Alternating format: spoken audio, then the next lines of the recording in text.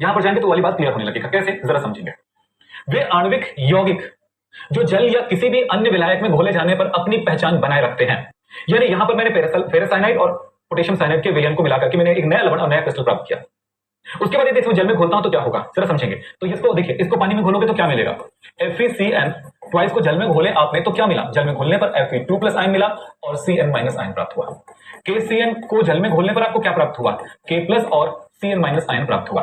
और क्या देखने को मिलेगा, लेकिन K4 FeCN6 को जल में जब घोलोगे तो आपको मिलेगा ये K प्लस, और ये पूरा ब्रैकेट के अंदर का चीज टूटने वाला नहीं है। तो K4 अलग हो गया, K प्लस हो गया, ये कितने बार 4 टाइम्स, और प्लस ये वाला भाग तो कितना प्लस है, एक K में 1 प्लस तो 4 K के हिसाब से 4 प्लस। तो ये जो है अलग आयन प्राप्त हुआ वो है FeCN6 और मिला हमें -4। ये इस तरह से यहां पर K प्लस के निकल जाने के बाद नेगेटिव पार्ट अलग प्राप्त हो गया -K में। और इसमें से आपको वो मूल आयन नहीं मिला, यानी कि पानी पहले तो ऐसा था विलयनों को आपस मिलाए और नया लवण जो प्राप्त हुआ उसको जल में घोलने पर अपने मूल आयनों में नहीं टूटा। यही बात लिखा हुआ है, वे आणविक यौगिक जो जल या किसी अन्य विलायक में घोले जाने पर अपनी पहचान बनाए रखते हैं, उनके इनके अवयवों के गुणों में से वो भिन्न होते हैं। यानी कि ये जो है यहां पर Fe2 प्लस का और Cn माइनस का, K प्लस का और Cn माइनस का आपको टेस्ट मिल जाएगा, इनका अलग अलग आप परीक्षण करोगे तो। लेकिन जब ये बन जाएगा तो इसमें परीक्षण करोगे तो K प्लस का तो पहचान मिल जाएगा, लेकिन यहां से आपको आयरन का टेस्ट नहीं मिलेगा और साइनाइड का टेस्ट नहीं मिलेगा। यानी ये समझ लो कि ये जो दोनों साइनाइड है इसकी वजह से जानलेवा है, जान जा सकता है किसी इंसान का भी। लेकिन ये अगर आप किसी इंसान ने खा भी लिया तो उसके शरीर से उसकी जान जाने की संभावना खत्म, क्योंकि यहां पर आयरन ने Cn को मुक्त नहीं किया, Cn माइनस को मुक्त नहीं करेगा, सो ये जहरीला नहीं है, यानी कि साइनाइड आयन नहीं आएगा बॉडी में। तो देख लो आप पूरी तरह से कि इन दोनों को थोड़ा समझने के लिए हम एक अंतर की तरफ भी जाने वाले हैं थोड़ी देर में। ये अंतर है, इसको देख लेते हैं। द्विक लवण और ये है संकुल लवण। अब देखिए यहां पर क्या बात है, द्विक लवणों में सामान्यतः दो सरल लवण समान आणविक अनुपात में होते हैं, जबकि यहां पर कहा गया है सरल लवण जिनमें संकुल यौगिक बनते हैं। एक एग्जांपल दे रहा हूं, K4 FeCN6, K4 FeCN6, ध्यान से समझे। इसमें आपको दो चीजें मिला, इसको पानी में घोलने पर ये अलग हो जाता है ना, तो ये वाला भाग आयन है, आयन हिंदी में भी लिख सकते हो आयन है, और ये वाला भाग जो बड़ा ब्रैकेट का पार्ट होता है उसको कहा जाता है कॉम्प्लेक्स, संकुल कहा जाता है, याद रखना पड़ेगा। संकुल में कुछ पार्ट होता है, कुछ भाग होता है। संकुल में भाग होता है एक केंद्रीय धातु परमाणु या होता है केंद्रीय धातु आयन। क्या होता है, केंद्रीय धातु परमाणु या केंद्रीय धातु आयन होते हैं। दूसरी बात इसमें होता है लिगेंड, यानी कॉम्प्लेक्स के अंदर दो चीजें हुआ करती हैं, केंद्रीय धातु परमाणु और केंद्रीय धातु आयन जिसको कह सकते हैं, और दूसरा होता है लिगेंड। तो इसमें केंद्रीय धातु आयन को हम लोग देखो, केंद्रीय धातु परमाणु को सेंट्रल मेटल एटम ऐसे बता सकते हैं। इंग्लिश में क्या वर्ड होगा, सेंट्रल मेटल एटम, और इसको इंग्लिश में क्या बोलेंगे, सेंट्रल मेटल आयन। ये लिगेंड, लिगेंड को मैं दर्शा रहा हूं एल से। चलिए, तो ये है केंद्रीय धातु परमाणु, सेंट्रल मेटल, ये आयन के रूप में तो सेंट्रल मेटल आयन है ये। दूसरा है ये लिगेंड, ये है लिगेंड। केंद्रीय धातु परमाणु और लिगेंड के बीच में संबंध होता है कि लिगेंड जो होता है वो इलेक्ट्रॉन युग्म रखता है, जो कि केंद्रीय धातु परमाणु को उपसंयोजी बंध से जोड़ता है।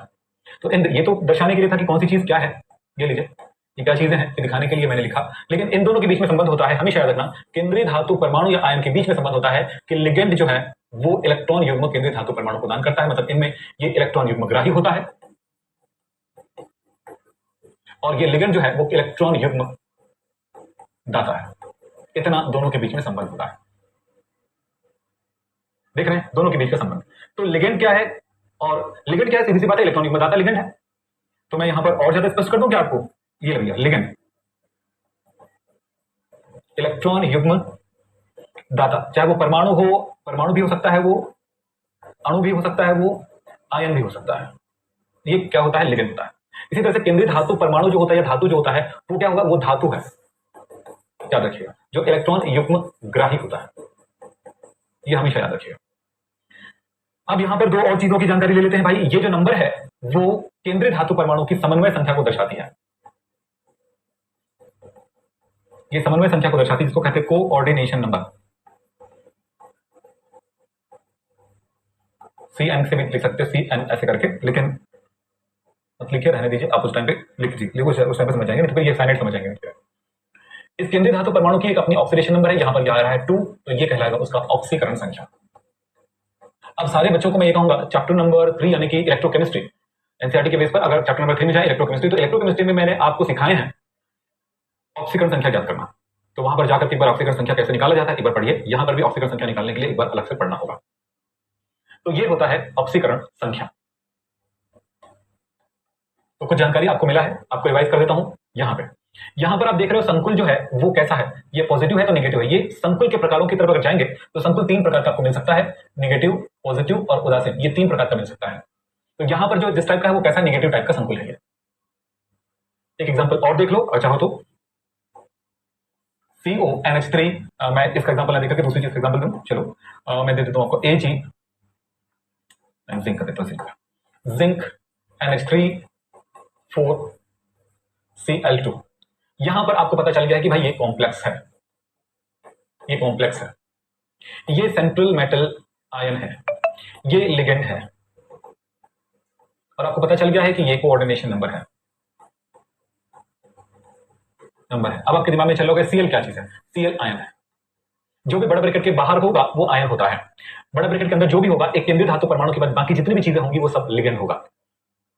कोऑर्डिनेशन नंबर हो गया, इसका ऑक्सीडेशन नंबर 2 आ रहा है, इसका ऑक्सीडेशन नंबर 2 है। आप कैलकुलेट करके देखिएगा, हम आपको कैलकुलेट करना भी सिखाएंगे, हबड़ाइए नहीं, 1 ही 2 मिनट के अंदर आप पूरी चीजें नहीं बता सकते, समय के साथ होता है सारी चीजें, तो आप देखते जाइए बस समझते जाइए। तो आपको एक परिचय मिल गया है कि भाई कोऑर्डिनेशन कंपाउंड होता है कैसे, उसका हमने छेड़फाड़ कर लिया है, हमने उसके ऑपरेशन करके देख लिया है।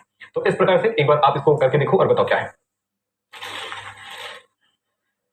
चलिए, संकुल आयन कॉम्प्लेक्स, कॉम्प्लेक्स क्या है अभी बात हुई थी, उपसंयोजी यौगिक का वह भाग जिसमें एक केंद्रीय धातु परमाणु होते हैं जिनसे परमाणु या परमाणु समूह या अणु या आयन उपसंयोजी बंध से जुड़े होते हैं। इनको हमने कहा है, यहां पर समझिए मैंने स्टार लगाया, तो वो स्टार को हम लिख सकते हैं लिगेंड। लिगेंड क्या होता है, मैंने कहा था ना, परमाणु होते हैं या परमाणु समूह होता है या अणु होता है या आयन होता है। तो इतनी जब बड़ी बातों को अगर एक साथ लिखना है तो एक काम करते हैं ब्रैकेट में कर देते हैं, यहां पर स्टार लगा देता हूं, इस जगह पे आप क्या करिएगा लिगेंड लिख लीजिएगा। तो क्या होता है, उपसंयोजी यौगिकों का वह भाग जिसमें एक केंद्रीय धातु परमाणु होता है जिससे लिगेंड उपसंयोजी बंध से जुड़े होते हैं, इन्हें उपसंयोजी संकुल या उपसंयोजी संकुल आयन कहते हैं। इसे बड़े ब्रैकेट के अंदर हम प्रदर्शित करते हैं। तो इसमें एक एग्जांपल है क्यूप्रस अमोनियम आयन। तो यहां पर होगा एक टेट्रा अमीन कॉपर 2+, यहां पर क्यूप्रस में एक ही प्लस आएगा, भाई ध्यान रखिएगा, क्यूप्रस लिखा है तो एक ही प्लस आएगा। मैं इसको बता देता हूं आपको,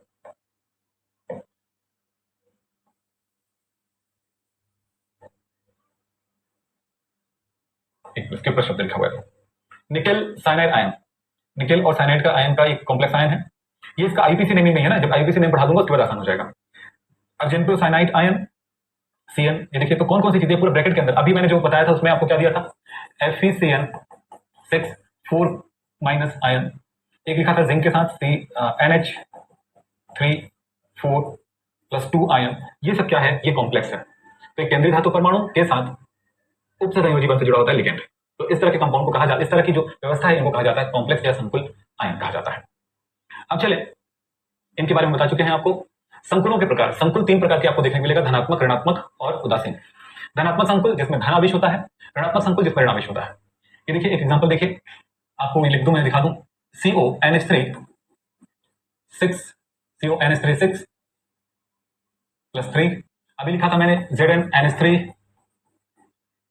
4+2, इस तरह से। ऋणात्मक में मैंने आपको लिख के दिया था, बताया था FeCN6-4, ऐसे कुछ और एग्जांपल है। उदासीन, निकेल, ये कार्बन मोनोऑक्साइड 4 बार है, और इस तरह से मैं यहां पर लिख दूं NiCO4, इस तरह का कॉम्प्लेक्स जो होता है वो उदासीन होता है। तो आपको तीनों तरह के कॉम्प्लेक्स मिलेंगे जिसमें किसी में चार्ज धन होगा, किसी में चार्ज ऋण होगा, किसी में चार्ज उदासीन होंगे। मैं आने वाली क्लास में आपको ये कॉम्प्लेक्स बनाना ही सिखा दूंगा, ताकि आपके दिमाग से जो मतलब कैसे यार फॉर्मूले इतने सारे हम कैसे याद कर पाएंगे, ये अगर आपके दिमाग में चल रहा होगा तो वो दूर हो जाएगा। नेक्स्ट क्लास में सबसे पहला काम तो यही करने वाला हूं। सबसे पहला काम क्या करूंगा कि कॉम्प्लेक्स बनाना मैं आपको सिखाऊंगा, लेकिन आज कुछ जानकारी है इसको आप अच्छे से पढ़ के रखिएगा, ताकि इस चीज को समझ पाना आपके लिए काफी आसान हो जाएगा, या कि हम संकुल खुद ही कैसे बहुत सारे एग्जांपल हम डेवलप कर सकेंगे। तो इनके लिए कुछ बातें आपको बताऊंगा, उसको आप बिल्कुल अच्छे से कर लीजिएगा। कुछ है सब, यहाँ पर एक और शब्द आता है समन्वय मंडल, केंद्रीय धातु आयन और संलग्नी। मैं सीधी सी बात जवाब दे देता हूँ। समन्वय मंडल की परिभाषा क्या देंगे भाई, एक कह सकते हो